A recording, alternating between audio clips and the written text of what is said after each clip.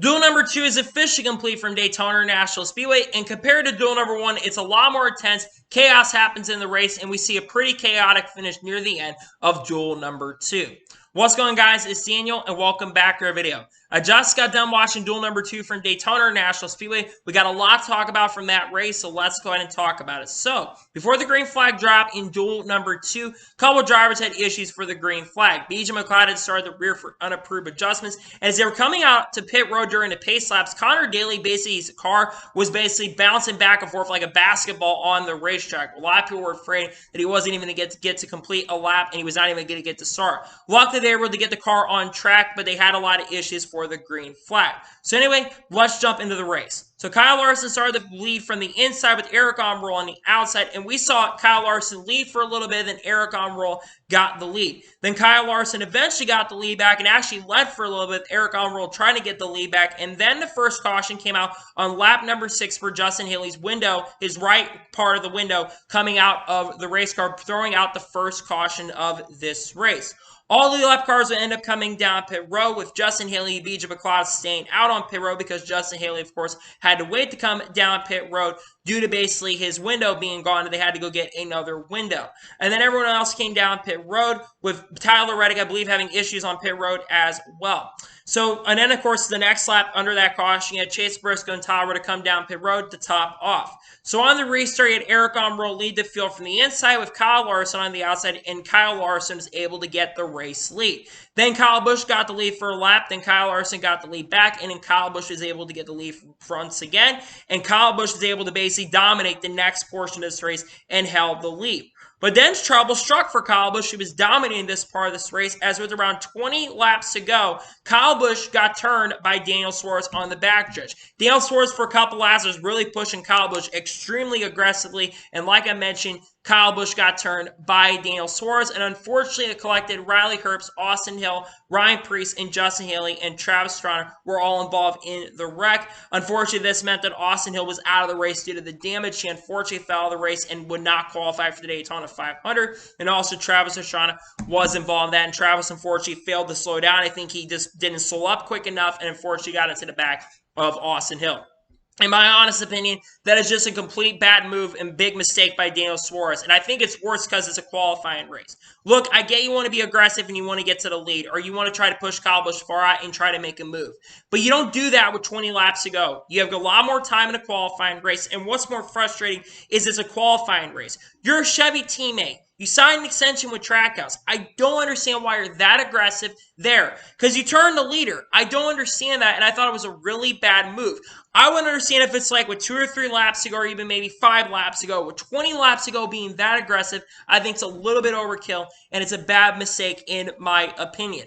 But because of that, this changed the game up just a little bit. So we saw a little bit of strategy, basically. Daniel Suarez had issues, and Chase Briscoe decided to stay out, then he came back down pit road. And then unfortunately, also, like I mentioned, he ended up going to the garage and unfortunately fell out of the race due to the damage. So on the restart with 14 laps to go, you had Kyle Larson lead the field from the outside with Aric Almirola on the inside, and we saw Kyle Larson lead for a few laps, and Aric Almirola got the lead back. Then Aric Almirola led the inside with Austin trying to challenge on the outside, and we saw Austin get around Aric Almirola for the race lead with 5 laps to go and actually cleared for the lead. Then with 3 laps to go, Todd Gillen, who had been pretty solid all night, he jumped up to the front and got the race lead. Then with 2 laps to go, Aric Almirola got the race lead, and it became a basically 3 or 4 car horse race between Aric Almirola, Todd Gillen, Austin Cindric, and Kyle Larson. Coming the white flag, Aric Almirola had the race lead.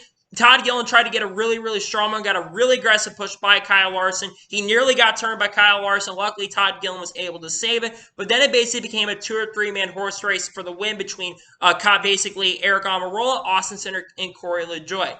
Austin Cindric tried to get a really strong run to get around, but it would not happen. And coming off the final corner, Aric Almirola holds out the field and picks up the win in duel number 2 at Daytona.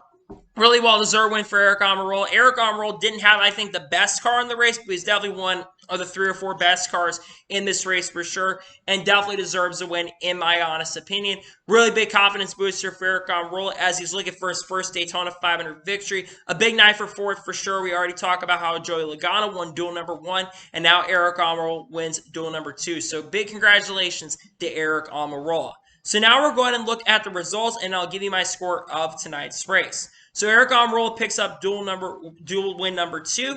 Austin Cindric finished the second. Cindric was pretty aggressive most of the night, but a great second place finish for Austin Cindric. A well-deserved second place finish. Ran up front all night long. He finishes second.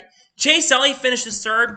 Chase was kind of quiet most of this race, but he held back and basically survived all the wrecks and such and got a top 5 finish. Nearly caused a big one with around 15 laps to go in this race, but he still bounces back to finish third. Great run from Chase Elliott.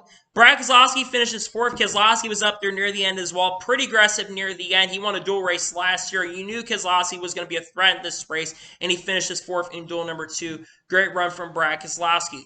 Corey LaJoie finishes 5th. He was up front near the end of the thing, and Corey LaJoie, I think, is definitely one to watch in the race. He looked pretty solid. I know he's kind of middle-pack, but he was running top 10 a lot of the race, too. He finishes 5th. Great run from Corey LaJoie. Kyle Larson finished 6th. I really never understood what Kyle Larson was up front as much as he had, considering his teammate Alex Bowman, who won the pole for the race, kind of held up, basically, kind of fell back a little bit to preserve his car. But that tells me that that 5 car was pretty good tonight. He was really solid, led a lot of laps tonight, and it gives me confidence for Kyle Larson going into Sunday with him running that well. So, good run from Kyle Larson in 6th. Todd Gillen finishes 7th. We'll talk about Todd Gillen tomorrow on the channel, but he had a pretty big race, and he nearly won this thing. And if he doesn't get loose, he challenges for this win. It could have been a side-by-side finish between Todd Gillen and Aric Almirola at the end, but still a great run from Todd Gillen regardless. Hill finishes 7th. Mark Truex Jr. finishes 8th. Denny Hamlin finishes 9th. He was really being dicey when they were basically single file for a while, choo-chooing. He tried to make dice things up but never got back up there. Ryan Preece finishes 10th, was up front early, kind of fell back a little bit, but it is what it is. Noah Gragson finishes 11th. Daniel Suarez, after causing a big wreck, he finishes 12th. Like I mentioned and said, that was really done by Daniel Suarez, in my opinion, to be that aggressive, especially with how many laps were left. You don't need to be that aggressive. Tyler Reddick finishes in 13th, kind of quiet most of the night. Justin Haley finishes 14th. Chase Briscoe finishes 15th. BJ McLeod finishes 16th. Connor Daly finishes 17th. Despite having issues, he's in the Daytona 500 in 2023. Really great to see that team making it. I know I've been a little critical of them and their issues and stuff, but still, for Connor Daly to make the Daytona 500, really exciting stuff. Good congratulations to Connor Daly on making the Daytona 500. Austin Hill finishes 18th, and unfortunately, he crashed out and got involved in that big wreck and got taken out. Such a shame. Had a good cuff car to make the Daytona 500 and was easily going to make the Daytona 500 without those issues. He finishes 18th. Kyle Busch finishes 19th. Probably had the best car in the second half of the race. Unfortunately, got turned by Daniel Suarez for being way too aggressive. Riley Herbst finishes 20th, and Travis Pastrana finishes last in 21st place and was in because of speed. So now we're going to talk my overall thoughts on the race and give you my score of the race. Duel number 2 was miles ahead better than duel number 1. The racing was overall better. Yes, he had a lot of single-file choo-choo racing for about 20 or 25 laps, but there was definitely a lot more side-by-side racing. I think those cautions definitely helped that for sure, but it was definitely a better race in duel number 2 than duel number 1. My score for duel number 2 overall, I'm going to give it overall 6 out of 10. Actually, a 6.5 out of 10. It was a solid race overall, and it was a good enough race for the Daytona duels. So anyway, that is going to be a further review for the duels. I want to thank you guys for watching. Please like and subscribe to the channel. Notifications on as soon as when a video does go live on my channel. Follow me on Twitter, Facebook, and Instagram, and support me on Patreon as well. Links description below over that, and combo your thoughts below on duel number 2. What are thoughts on duel number 2? Let me know in the comments below, and congratulate Aric Almirola on winning duel number 2. Tomorrow on the channel, we're going to have multiple videos on the channel. We're going to have a NASCAR news video on the channel, of course. Have the Truck Series race review that's going to be going up on the channel after the Truck Series race reviews concludes. Then Saturday, we're going to have the starting lineup video for the Daytona 500, followed by the Xfinity Series race review and potentially an ARC review as well. And then, of course, we'll have Daytona 500 reactions on Sunday on the channel. So anyway, like I said, I want to thank you guys for watching today's episode, and I'll see you guys next time for some more great, awesome NASCAR content and other motorsports content on the channel like this. Take care, everybody.